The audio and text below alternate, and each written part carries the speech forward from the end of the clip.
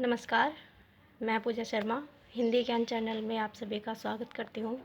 तो हिंदी ज्ञान चैनल में आज आपको प्रयोजनमूलक हिंदी में से एक टॉपिक है जो हिंदी के विभिन्न रूप और भाषा के प्रकार, ये दो टॉपिक है जो वो आपको बताए जाएंगे आज। आशा करती हूँ कि आप सभी को मेरा समझाया हुआ जो पाठ्य है, थोड़ा सा पाठ्यक्रम है, वो समझ में आए। अगर आपको मेरी वीडियो अच्छी लगे तो एक लाइक, शेयर और सब्सक्राइब ज़रूर करिएगा। भाषा में निरंतर परिवर्तन होते रहते हैं, जिसके फलस्वरूप शब्द कभी बढ़ जाते हैं और कभी घट जाते हैं। आप सभी को भी पता है कि भाषा कभी भी एक समान नहीं होती है। आए दिन भाषा में नए शब्दों का जुड़ना और जो पुराने शब्द हैं उनका घटना लगा ही रहता है। इस घटाबढ़ी के पीछे अनेक कारण हैं जो वो कार्य करते हैं। मतलब ऐसे ही किसी शब्द को काटा नहीं जाता और ऐसे ही किसी शब्द को जोड़ा नहीं जाता, उसके पीछे कोई कारण है जो वो कार्य करता है। उसके बाद देखिए भाषा के प्रकार। भाषा के विभिन्न प्रकार होते हैं, जिसमें से हम 4 या 5 प्रकार है जो आपको समझाएंगे। सबसे पहले है सृजनात्मक भाषा, उसके बाद है संचार भाषा, थर्ड नंबर पर राजभाषा, माध्यम भाषा और मातृभाषा। तो सबसे पहले संचार भाषा के सृजनात्मक भाषा के बारे हम बात करेंगे। सृजनात्मक भाषा होती क्या है? मतलब कुछ विद्वान हैं जिनका मत है कि भाषा में होने वाले किसी भी परिवर्तन या नए जो शब्द होते हैं उनका प्रयोग को सृजनात्मक भाषा कहा जाता है। मतलब जब भाषा में नए शब्दों का जन्म होता है, नए शब्दों को लिया जाता है, तो वो उनका सर्जन होता है। मतलब उनकी जो जन्म प्रक्रिया है वो होती है, और जो नए शब्द होते हैं, नए शब्दों का जुड़ना ही सृजनात्मक भाषा कहलाती है। दूसरे नंबर पर आती है संचार भाषा। संचार भाषा क्या होती है?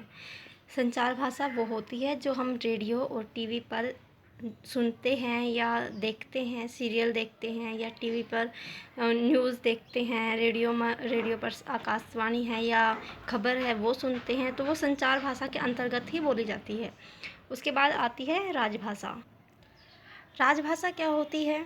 राजभाषा जिस भाषा में प्रदेश या देश का राजकाज होता है उसे राजभाषा कहा जाता है। सामान्य रूप में देश की राष्ट्रभाषा ही राजभाषा होती है। जो हमारे देश की राष्ट्रभाषा होती है उसको ही राजभाषा घोषित किया गया है। किसी भाषा को राजभाषा तब कहते हैं जब देश का संविधान उस भाषा को प्रशासन की भाषा घोषित कर देता है। मतलब जब राजभाषा को प्रशासन के कामकाज में लाया जाता है तब वह राजभाषा कही जाती है, अन्यथा नहीं कही जाती। उसके बाद आता है माध्यम भाषा। माध्यम भाषा किसे कहते हैं?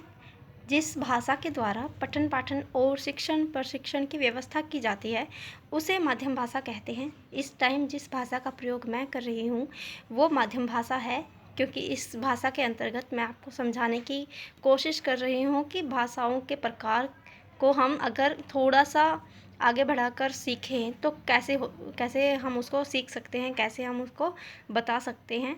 उसके बाद आता है मातृभाषा। मातृभाषा क्या होती है?